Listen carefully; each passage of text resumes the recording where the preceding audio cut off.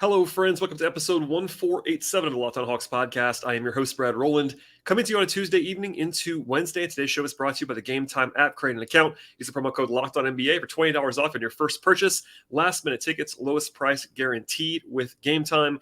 In today's show, with myself and Glen Willis of Peachtree Hoops at ATL 29, continuing our player capsule series. Glen's been kind enough to give me a bunch of time in the last couple of weeks talking about the entire Hawks roster, and today's episode is going to focus on DeAndre Hunter. Lots to dig into there with the soon-to-be fifth-year forward of the Atlanta Hawks. But before we get to that, some plugs. As I said before, Glenn and I have been talking a lot recently. Talked about Okongwu on Monday, and AJ Griffin and Jalen Johnson, Sadiq Bey, Bogdanovic, etc., all on this feed in the last few weeks. I talked to Ben Pfeiffer last week in three-part form on the NBA draft. We have much more draft content coming in the next couple of weeks. In fact, I had a mailbag podcast that dropped on Monday night into Tuesday that had some drafts content in there as well. So we are ramping up, about 2 weeks to go until the draft. So plenty more content available. And I also want to encourage you at the top of the podcast as well to make us your first listen each and every day, and check us out anywhere you get your podcasts, Apple Podcasts, Spotify, Stitcher, and we're also on YouTube for the folks that want to watch on the video side. Without any further delay, I will get to the intro here, and when I come back, I'll be myself and Glen Willis on DeAndre Hunter.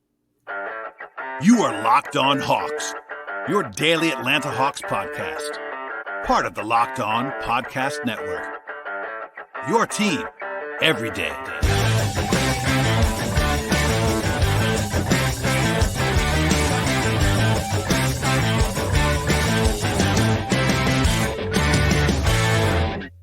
I'm joined again by my friend Glen Willis to continue our player capsule series. Glen, how are you on this fine Sunday afternoon? Oh, I guess it's like lunchtime where you are. Yeah, good. I actually have something in this room besides my desk and my chair. So that's good. The move in is the unpacking is coming along. And it's like when I watched game one of the finals, I was like, when is this next game? A good break would be good. So the timing of kind of game two, I know this is going to come out probably a good bit past that, but the timing's been good.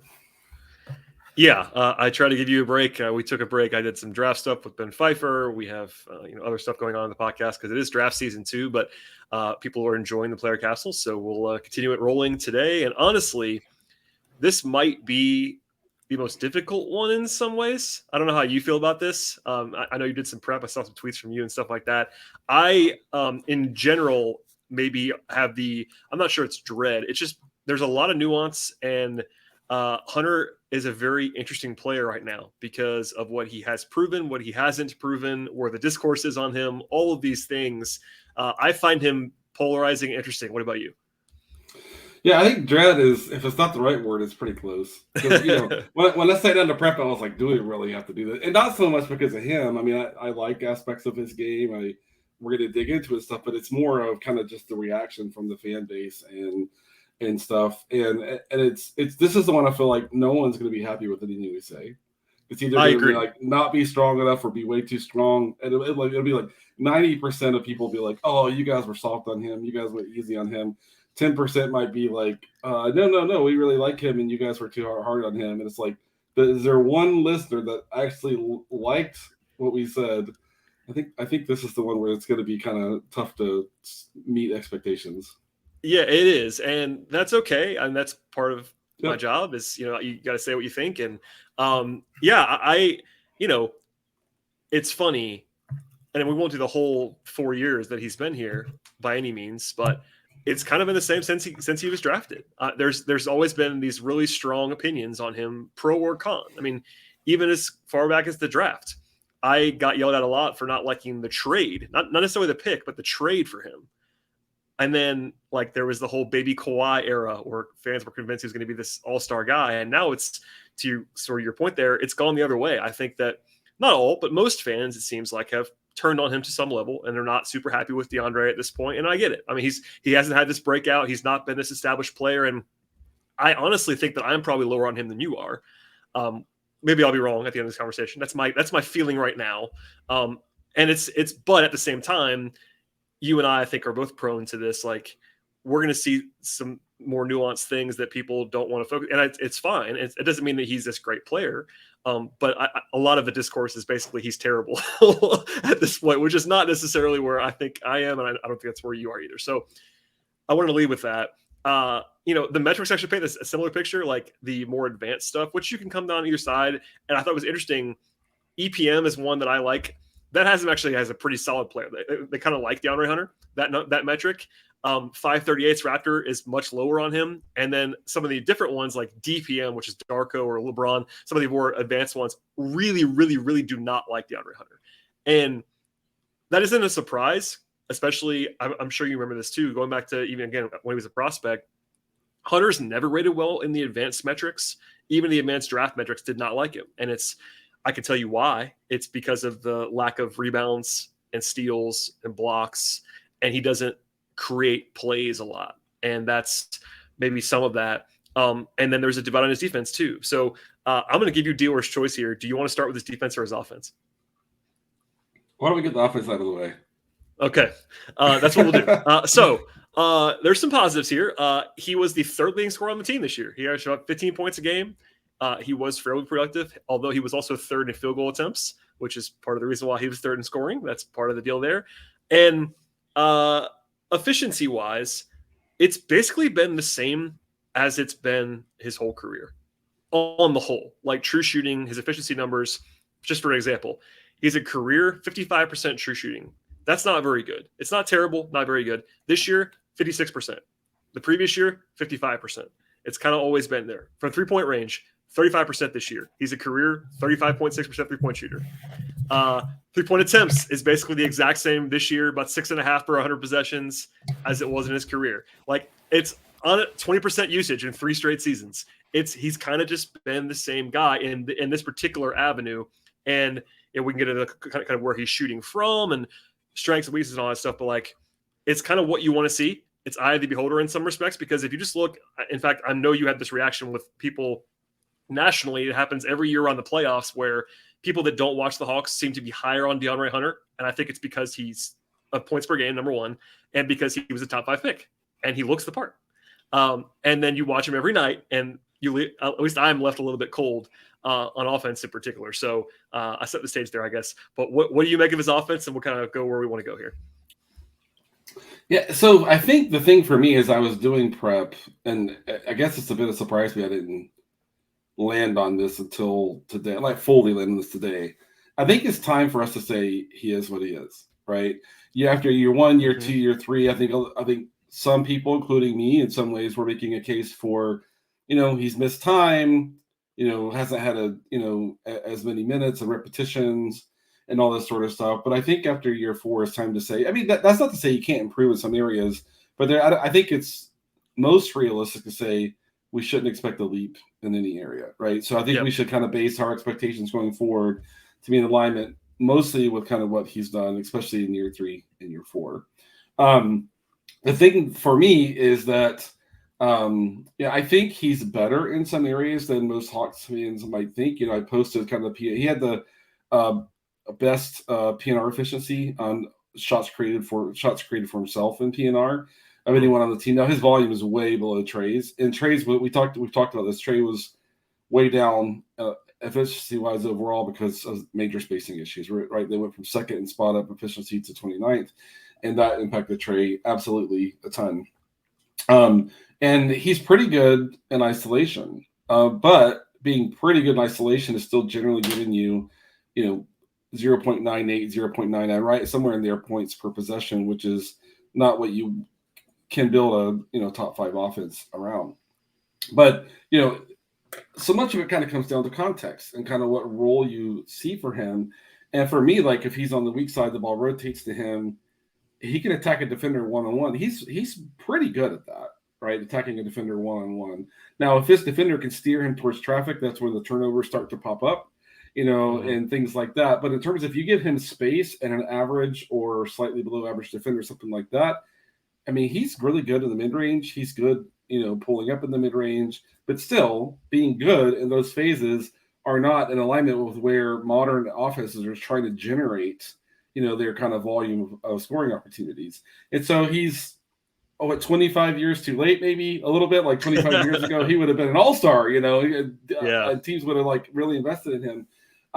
And for me, it's like, so there are some things he does surprisingly well. He's better in pick and roll than some people think, That's where his best passing comes, in my mind, is in the pick and roll, because it's repetition based and not as much read based. When he sees a pick and roll, he's generally not seeing a lot of complex coverage. This is pretty kind of straight up, coverage he's seeing. And then working his defender one-on-one is pretty good as well. So can't be your first or second creator. Really can't be that in the playoffs. His numbers in areas where he's good in the regular season tend to crater in the playoffs as well, where the defense has much more opportunity to game plan for him. And so I think the greatest issue is that he can give you some good productivity in some areas across the regular season. It doesn't really work. It hasn't so far really worked at all in the playoffs. And that's where I think most of the negative reaction comes from. And I understand it. Today's show is brought to you by Gametime. If you've been trying to find tickets for a big event at the last minute, it can be really stressful, but not the best idea for your wallets or your emotions. And after all, buying tickets should not be really the big hassle that is part of your life that it sometimes can be. With Gametime, it's never that hassle. In fact, you have the fastest and easiest way to buy tickets for sports, music, comedy, and theater. They have killer deals, last minute tickets, and the best price guarantee. Plus, you can avoid stress, start getting actually hyped for the events that you'll be actually attending in the near future. It is now summertime here in Atlanta. There's a ton of stuff going on around me. I'm sure it's the same around you, wherever you may be. At Gametime, they can always find amazing deals. Plus, you can also see the images of where your seats are going to be when you buy them at Gametime, and they have protection if your event happens to be canceled. Forget months of planning in advance. There are tickets up to the minute of the day, and deals on them as well at Gametime. Gametime guarantee also means you get the best possible price. If you find tickets in the same section in the same row for less, Gametime will credit you 110% of the difference. It's the fastest growing ticketing app in the country for a reason. You can buy tickets just a matter of seconds, and it'll be delivered directly to your phone, fast and easy. Download the Gametime app right now. Create an account. Use the promo code LOCKEDONNBA for $20 off your first purchase. Terms apply. Again, create an account. Use that promo code LOCKEDONNBA for $20 off. Download the Gametime app today. Last minute tickets, lowest price guaranteed. I'm glad you framed it that way. I mean, I threw out the efficiency numbers, but he is what he is framing. And, again, you said it, I'll say it too. It doesn't mean it's impossible for him to improve. No one's saying that. But one of the things people were holding out hope on, I think, going into his year 4 was that he hadn't had a full season. Like, he had some injury concerns. And this year he had career highs in games played and minutes. That's good that he was more durable. Like, there is value in being a guy who is 6'8" and does some things for you and is on the court for you more often than not. That there's value inherent in that. But it also showed you a bigger sample size of what you kind of had before. And on one hand, I would recommend to Hawks fans not viewing him as a top 5 pick. There's always some stickiness to that. And I think that is over. Number one, he's on a second contract, so none of that stuff matters anymore. But, upside wise, like, I think I'm with you on the is what it is kind of framing. And yeah, I think the pick and roll stuff you're talking about is a good indicator, because, he can score. Like, we've seen that. You can't just fake 15 points a game in the NBA. Now, it's more nuanced than that.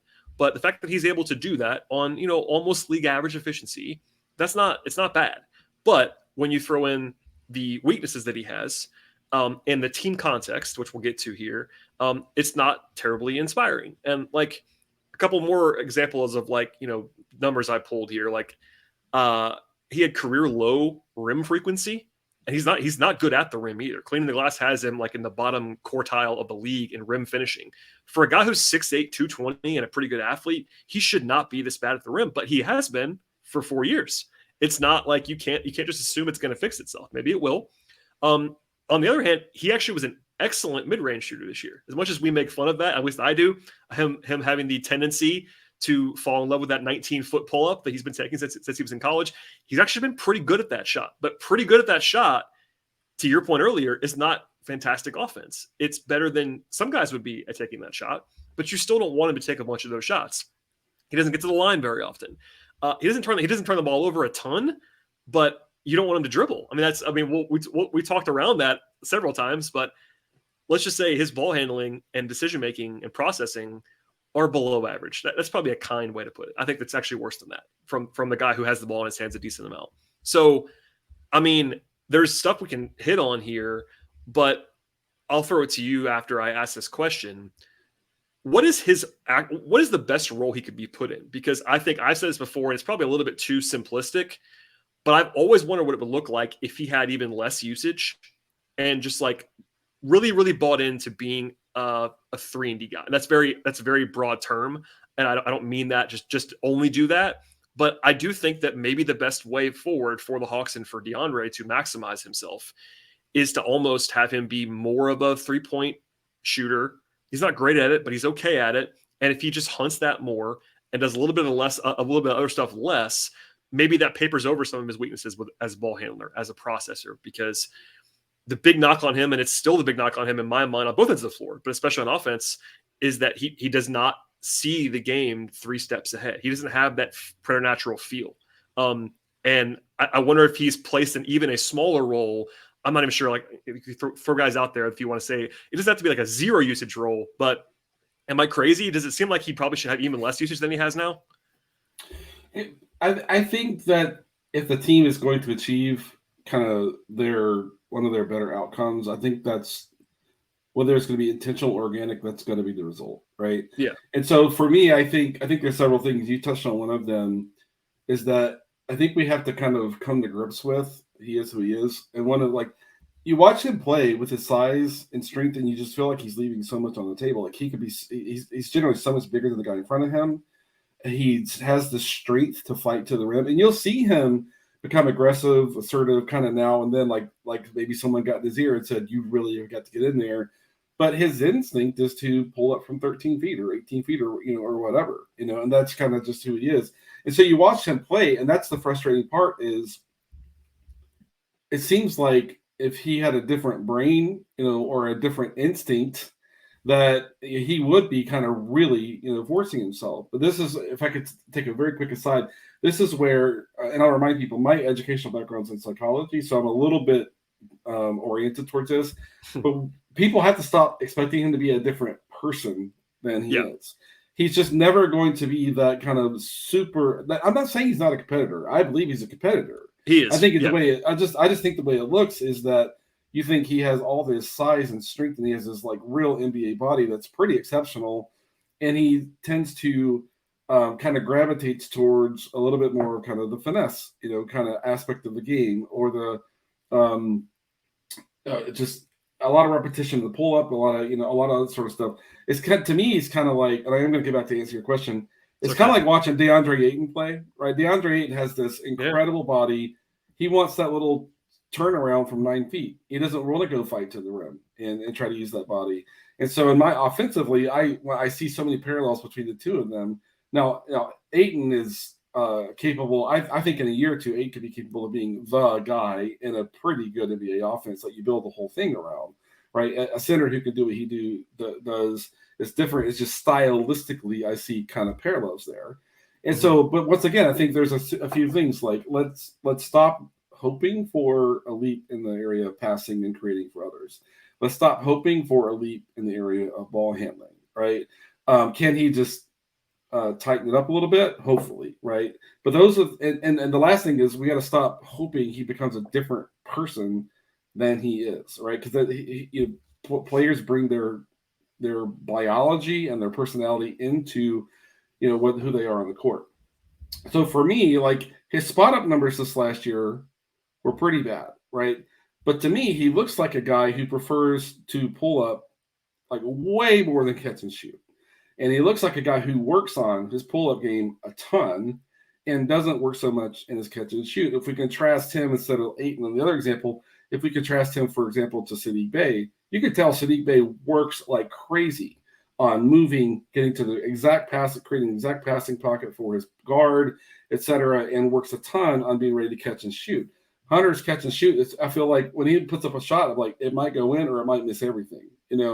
He looks way more natural and comfortable in his pull-up game. And so I think for me, I feel like the development plan he's had in mind along the way is, I want to jab and attack the guy in front of me. I want to get to my pull-up. I want to get to 15 feet. I want to kind of use my height and my length and my high release point, as opposed to being a guy who's going to play off of a great point guard like Trey. And for me, it's like getting him to kind of fit into the natural order of things of what this offense should be. It is kind of coming down the pecking order. It is probably sooner than later elevating AJ, elevating Jalen, right, in the offense ahead of him. but he is great in space one-on-one.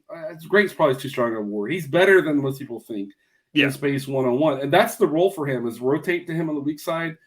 And after the defense has tilted towards the strong side, give him that one-on-one opportunity. And he's pretty darn good in that area. It's always more of simplifying the kind of opportunities he gets and stop trying to kind of make him this secondary creator that he's probably and maybe almost surely never going to be. Yeah, I think I said this before, even on this show, maybe even with you. Like, I've thought the last couple of years, the Hawks would have been better served in the moment with him as, not a specialist, but more that way. And I think, but there was at least an argument for, okay, you don't want to close off this avenue down the line of this guy you've invested so much in, where he might be able to do more for you down the line. And I think what we're talking around and maybe talking through is like, it might be time to kind of, okay, now we kind of know more about what he is. And if we're going to, and we'll get to the defense in a second, defense is his more important side of the floor in a lot of ways. If they still like what he can do defensively and all that stuff, maybe you just want to have him be more in that low usage, maybe with Quinn especially, encourage him to take more threes. Hey, DeAndre, we want you to take 10 threes per 400 possessions or whatever it's going to be. He's not going to be a Malik Beasley total bomber, I don't think, ever. But I do think that if you're Quinn and what he's been pushing and what, Trey's talked about it, like everyone agrees Quinn wants him to take threes. And I think that that's only one thing. And I want to be clear, it's not the only change you're making. But I do think that it might be interesting to see if Quinn's like, okay, DeAndre, we really want you to just primarily be a spot-up three-point shooter for us. And then, yeah, obviously, if it's someone closes that on you, you can up fake and take 2 dribbles and make a decision. That's an easier pathway than having him having to really be the number 2 or 3 creator on the court sometimes. So we'll see, but I do think that it's been 4 years, and it doesn't mean you can't do certain things with him. Maybe not the only one of the saving graces, if you are in my experience, dwindling number of optimists on DeAndre's offense in Hawks fandom, maybe it's Quinn. Maybe the hope would be that Quinn unlocks something there for him that I don't necessarily see happening. And again, maybe it is just being more in a small role. But that's about the only thing I got, because he just had the full healthy season. It's year 4, and not to overcook the age thing, but DeAndre was already an older prospect. So year 4 of DeAndre Hunter, he's gonna be 26 soon, and that's not old. But usually guys are not making big leaps at 26. Sometimes they do, but it's not usually what happens. Yeah, and for me, there are guys that are kind of in his tier. You think of him as your either 3B or 4A option in your best lineups. Maybe if he's playing with a second unit, he gets elevated to a 3A option, maybe a 2B and some really tough offensive lineups. But he's the kind of guy that matchup based, you might swing more volume to him. If the other team has a hard time putting a guy who can kind of deal with what he can do, then maybe you do swing more to him in those situations. But that's maybe, I don't know, I'm guessing here 15 games a year. We've also seen you remember that play. I'm sure that if there is a Hunter optimist out there, they're yelling about that Miami playoff game. You remember when he had the 35-point playoff game? Yeah. And it was mostly that he just made all his jump shots. If you watch that game back, he got hot and that's fine. And he's capable of having a 15-point quarter. We saw it this year. He had a bunch of 15-point, 20-point halves when he's making jump shots. But it's usually that. It's not like him taking over in different ways. It's more like, hey, I just made 5 straight jumpers. It's kind of that's fine. There is I try to say that there's value to that. He can do that for you, but you can't rely on him doing that for you. To your matchup point, if you have a situation where you're playing a team that is trying to hide someone on him, he could beat that guy one-on-one and score for you. Yep. But that's not a plan. That's maybe that night it's a plan. Maybe in a playoff series to play someone off the court, it becomes a plan to have, I don't know, Tyler Hero on him or something, some small guy who they're trying to hide on him, and he's just too big and too physical to shoot over that guy. But that's not going to be part of your main attack, I don't think. Yeah, and the other part too, it's kind of funny. I want to mention this before I get to this last part. Because I post so much kind of technical content, I hear now and then from people in the league or used to be in the league. I don't want to act like there's 100 people or whatever, but the one player I hear the most about from people inside the league that people don't realize how good he is Hunter. And so for me, I take a step back, and I'm not talking about people who write. I'm not talking about kind of analysts who get paid to kind of provide analysis for outlets and things like that. We think about, John Hollander kind of hammering him all the time, right? And things like that. I'm talking about coaches that are, in the league, and I mean in the broader sense, right? Or Sure. there's a few I hear from that have a really prominent, and they will say, like, people just don't understand how important, and they use the word important more than good, how important DeAndre Hunter is, right? But I think this speaks to the fact that I still think people inside the league don't value stats, analytics enough, right? I think it's all. Right? I'll back you up too. Like, at some point, I was on my notes to say this out loud, that people in the league still value DeAndre Hunter, and a lot. I get pushback sometimes when I did this mailbag show where I said candidly that in my mind the Hawks have no bad contracts. Now there are some, namely I think mostly two, it's Collins and Hunter, that have their detractors, and I'm not saying otherwise. Plenty of people view those contracts as negative, but the Hawks don't have any bad contracts in my opinion, because they could move DeAndre Hunter in 1 second. There are multiple teams that would like to have DeAndre Hunter on that number. Does that make them right? I'm not saying that, but he is valuable, and maybe it's still the theory more than the practice. That's maybe some of this too. And I'll go back to you, but like, it is, the important word is a good one too, because like it's the same argument I've made about the Hawks as well in the last couple of years. And I think maybe people have thought that it's me like pumping up DeAndre, where it's more like, look at what else they have. And that comes on defense, which we'll talk about in a second, even more as sort of a bridge to that. But like, he has been important to them. They have used him in important ways when they've had to rely on him. And part of that is not on him, it's roster construction. But if you look at what they've had and what they've built and why they invested so much in him in the first place, which is the whole theory of building around Trey, was that they wanted to have the next draft. They took these 2 6'8" defensive-minded wings. It wasn't a coincidence. So it's just interesting to me. Like, I will wholeheartedly agree with you. There are people in the league that still really do like value his archetype, maybe more than him, but certainly just him too.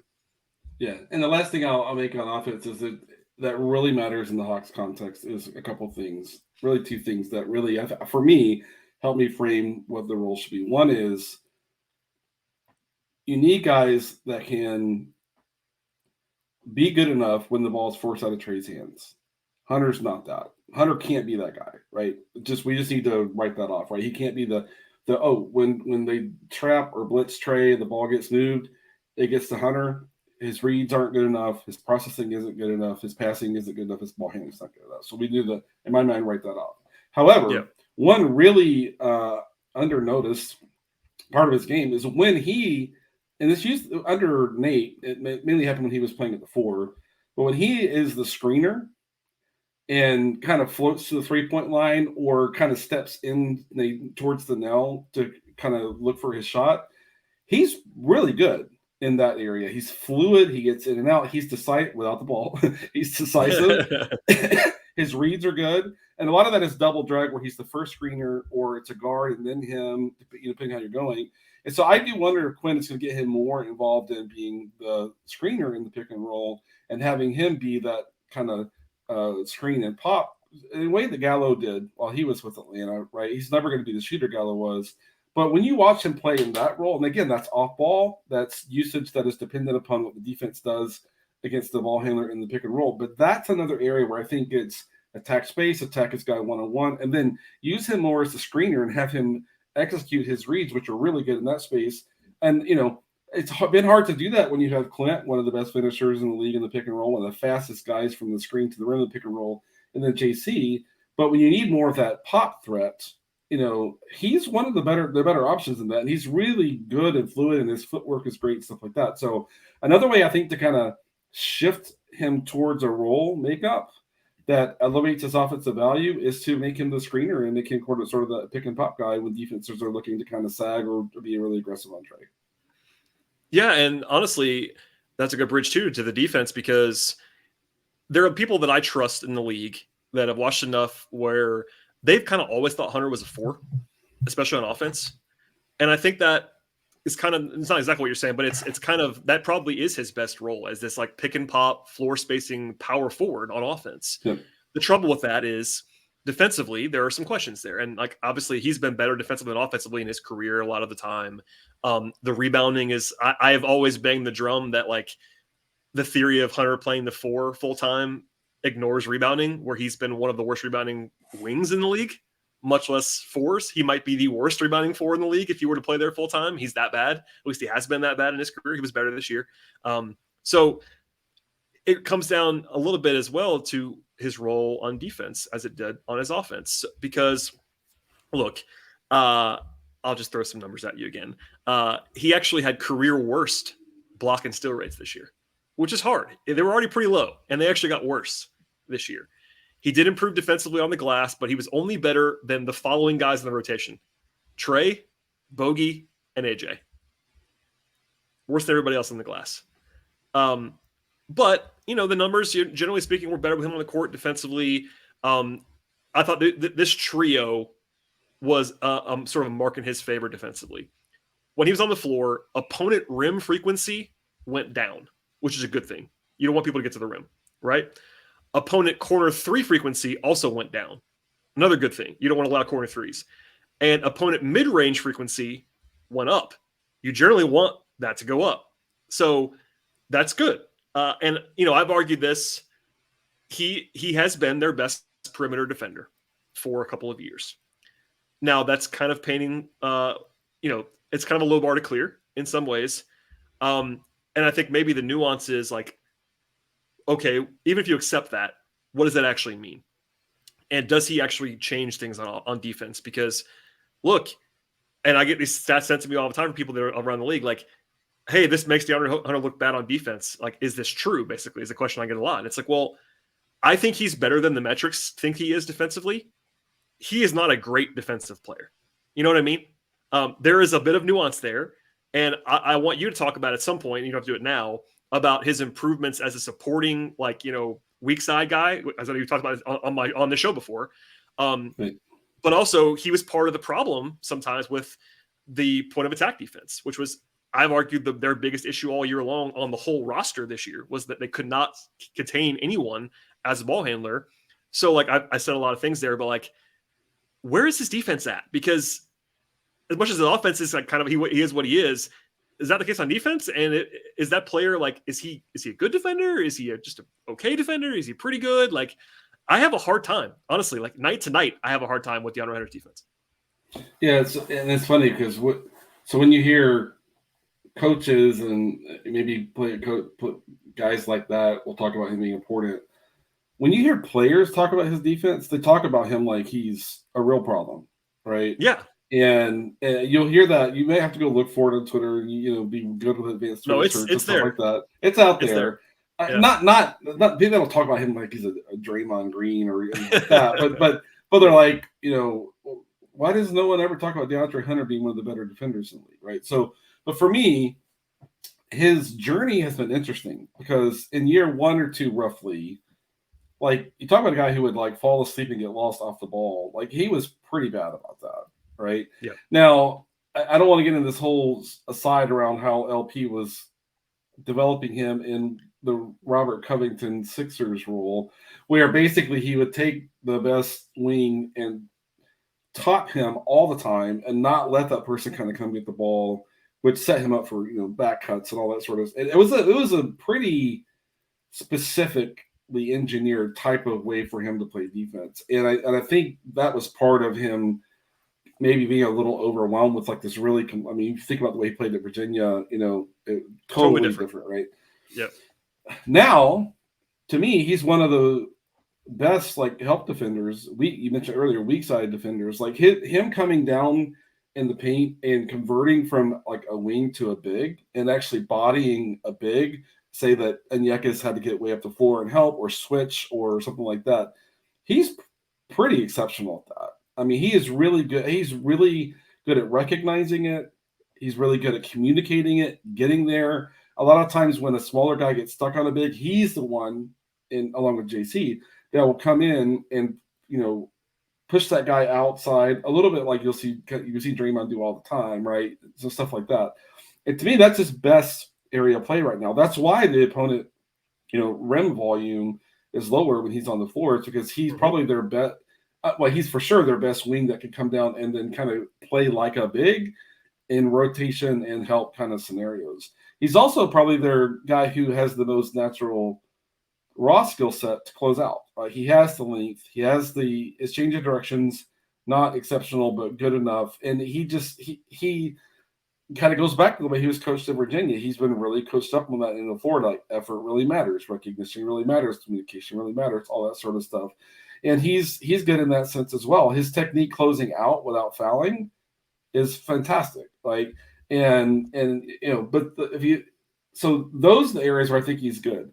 The question I think Hawks fans have is, he was supposed to be the guy who can be the primary point of attack defender.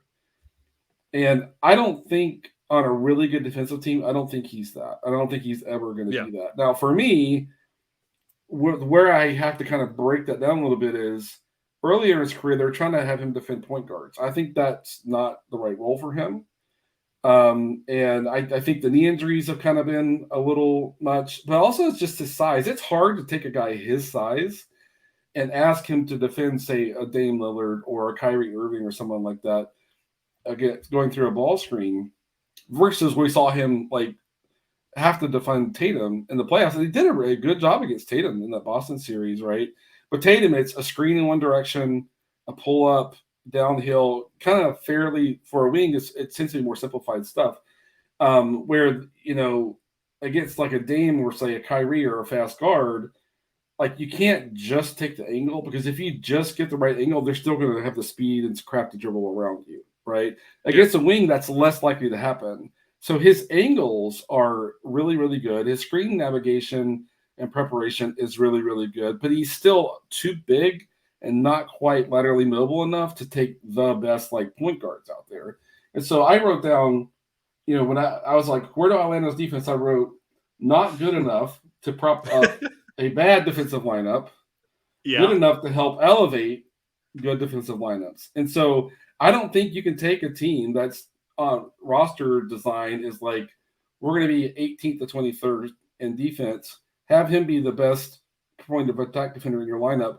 He's not going to move you up to 12th. He's not really going to move you up maybe more than maybe 3 spots or something like that, right? Yeah. And so for me, you have to kind of build this roster with him being okay, the wings, Tatum, other guys like that, that's good enough, right? For that, it's not going to be a top 5 defense, probably not even a top 10 defense, but he's going to be competent in that scenario.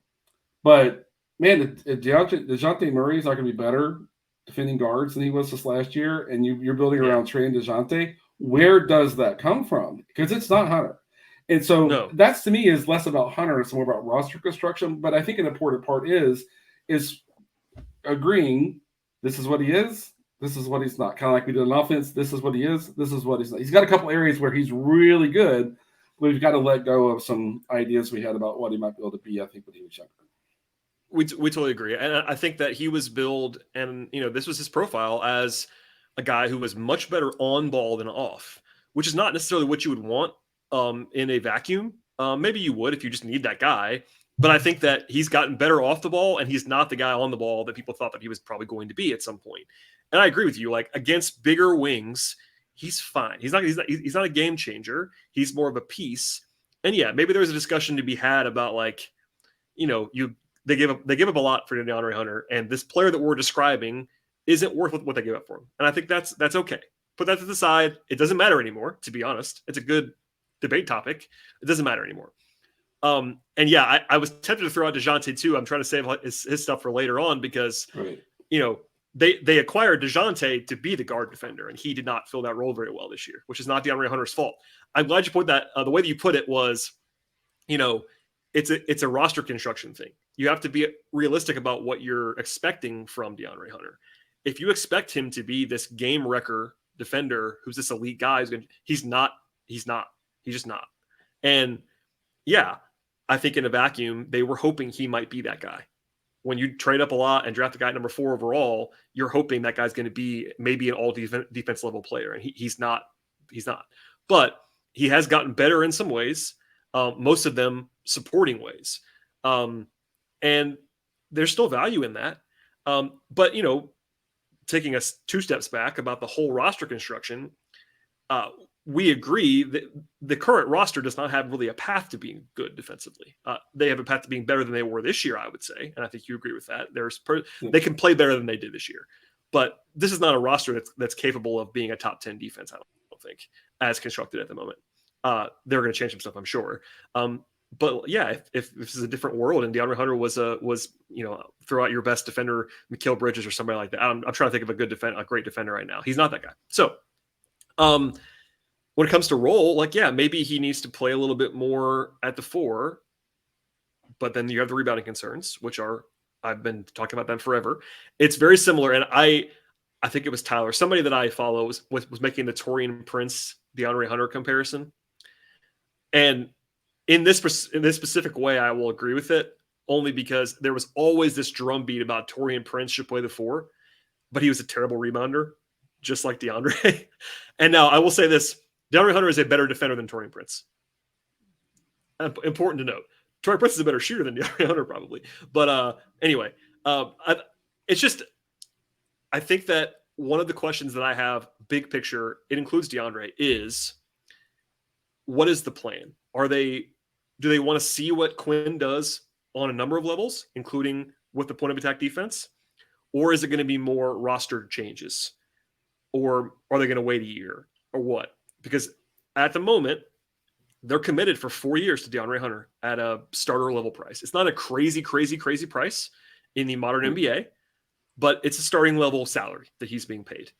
They're obviously committed to DeJounte. They're committed to Trey. Collins, we'll see. But looking forward to this year at the end of this conversation, let's just say they don't make sweeping changes.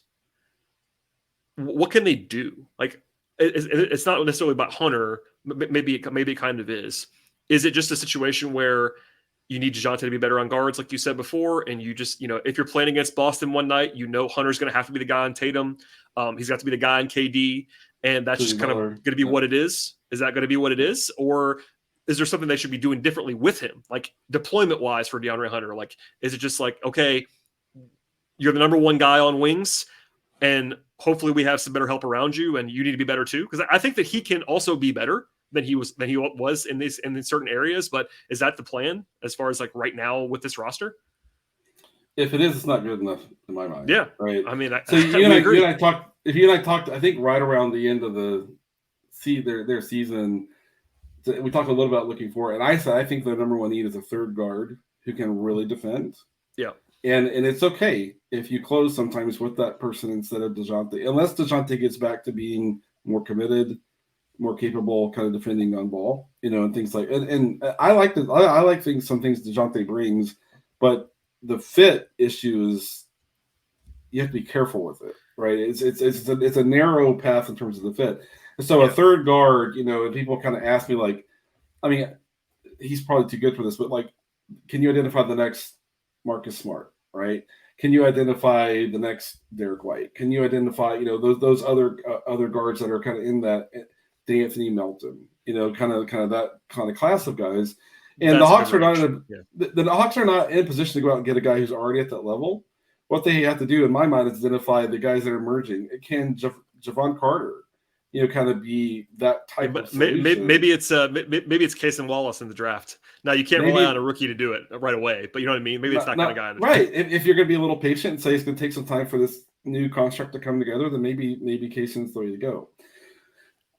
Another important factor, I think, the NBA, the league teams have got to realize is, and I've only landed on this in maybe the last year and a half, taking guys that are that big. And while you love the idea of them defending guards and being physical, you see other teams put big wings on Trey all the time, right? But doing that being your game in, game out plan is horrible for that player. Let's use a few examples. Kawhi Leonard, right? When he was young in San Antonio, that was his primary role, right? Right. How much time has he missed with injury? Danny Green, right? It's taxing. Danny Green's a big guard, right? how much time has he missed with injury over the years? Marcus Smart, how much time has he missed? And so and I know Smart's not quite as big as Hunter and stuff like that, but he's pretty strong and he's really well put together. And I think the league has got to realize that, and I think this is one reason, I think some of the league is catching up. This is one of the reasons you're seeing more switching and less take these big wings and have them defend these guards like Dame, is because it's just not realistic from a body management as your plan perspective. As your plan A. Like, it could be a wrinkle across the regular season. And the playoffs, if you want to ask for that in that sense, okay, fine, right? Or if hopefully you're playing against Trey. Yeah, right. I mean, if you're facing a specific opponent that has a player that is, we'll use Trey as an example, is like truly elite offensively.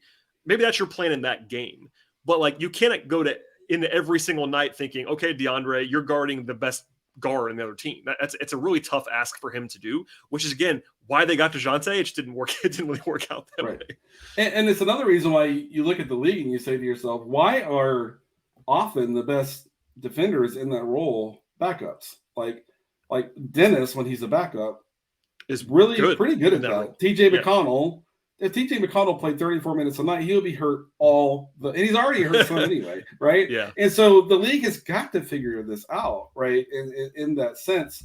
And hopefully, if you're going to get into the postseason and do that and make a deep run, hopefully you have two guys that can kind of share that physical workload. It is really hard. I think it builds up the kinds of wear and tear that leads to soft tissue injuries and things like that. And so, for me, like even with DeAndre, like trying to ride him as the guy who's going to defend the point guard every time you come up against an elite or quasi-elite point guard, I don't know if that's the reason he's missed time now, but I think it probably is a part of it, in that sense. And so in my mind, let's get him back to defending wings. Let's value his ability to help from the 3 or the 4 down into the interior. Let's elevate that and make that really part of the defensive kind of persona that he brings to your lineup, but that further highlights the gap they have at defending other teams' guards. That's not there right now, and that's got to be, in my mind, task number one as they rework the roster this offseason. Yeah, I mean, I probably said it 100 times that was, in my mind, their biggest issue as a roster and as a team this last season was the inability to stop anybody on the perimeter. That's not DeAndre Hunter's fault individually. I'll be very clear about that. It's not his fault. He has been their best perimeter defender, and he still is. At this very moment, he's the best guy they have on the perimeter defensively. He's not a better defender than their centers. Like Clint and Onyeka are better than he is defensively. Different roles on that, but those guys are better. But like you go down the spectrum, Trey, DeJounte, Sadiq, Bogey, AJ, none of them are better than DeAndre. And yeah, we talked about Jalen Johnson. I think Jalen's got tremendous defensive upside. He's still getting there. He's still figuring it out. And he's a big guy. So you're right. Yeah, it's a good point. To bring it full circle. Like he's even bigger. He's even bigger than DeAndre. Right. So yeah, I think that I just said at the beginning of this conversation, I don't think anybody's gonna be thrilled with the way we've discussed this. I think that DeAndre Hunter is a guy who could be very useful. I don't think that he's going to be a star at any point. I think we can cross that off at this point. I do think that he can be a starter for you. I think that he's probably better off being your fourth or fifth best player versus your top 3 best players. I think crucially, he has not proven to be a top 100 player in the league probably at this point. Now, could he be there still? Sure he can. But I was asked this question once, and we have a full Collins report to get to in the future. But people keep asking me, for whatever reason, it's like, who's better? Who would you rather have, DeAndre or John? And my answer is always John. And that's in a vacuum, and context is important. And, Collins didn't have a very good year this year and all that stuff. But one of those guys has proven to be a really good player, and that player is not DeAndre.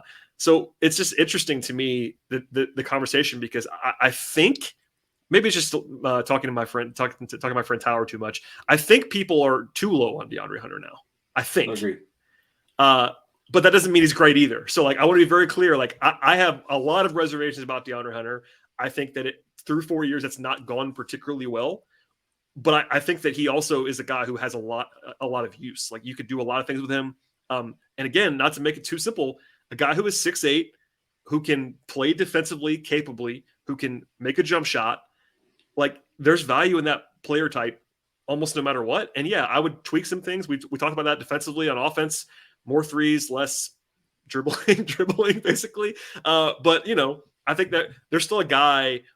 While I think the essence of our conversation is basically that he's not going to break out, probably, I think that a little tweak there, and he's still a very solid, like, fifth starter type player, and there's value in that. Yeah, on a fifth starter on a good team. On a good team. Probably on offense, your fourth or fifth most supported guy. On defense, ideally your third, like, so your center and your guard defender. Like that's the construct that works for him. And for me, like, the fan talk that's out there, I see it all the time. Like, if a Hawks fan is like, DeAndre sucks, right? That's not nuanced enough for me, right? Yeah. If it's DeAndre holds them back, you got a great point there, right? Yeah, I can have that conversation for sure.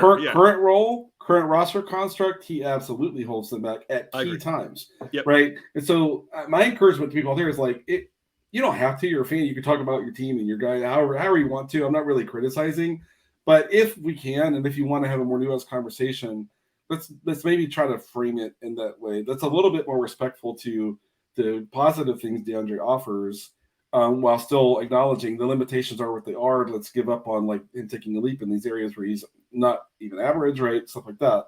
But he can be a valuable guy on a good team, but he's the kind of guy who has enough limitations that role matters, roster construction matters in order for him to be maximized. And that's what he is.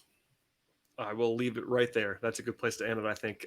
Glenn, thank you again for joining me for some good old-fashioned DeAndre Hunter talk. Anything to plug at the end of the podcast? We have a few more of these installments left as we're recording this. I think we have 4 more after this, so we're almost there. Yeah, I think this was the hardest one. I think. Agreed. There's a power forward where it might be, like, 80% it's this one or Collins for sure that are the hard ones for sure. But I look forward to those conversations. But no, like, on Twitter at Willis_Glenn, ATL29 podcast with our friend Kevin Chenard.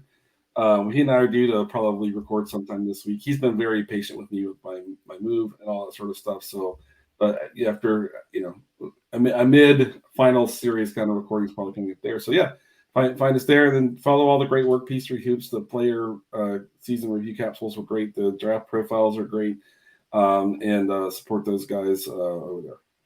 Absolutely, would echo all of that. As for everybody listening to the podcast, please subscribe to the show. Check out ATL29. Check out Glenn's work, and we'll see you all next time.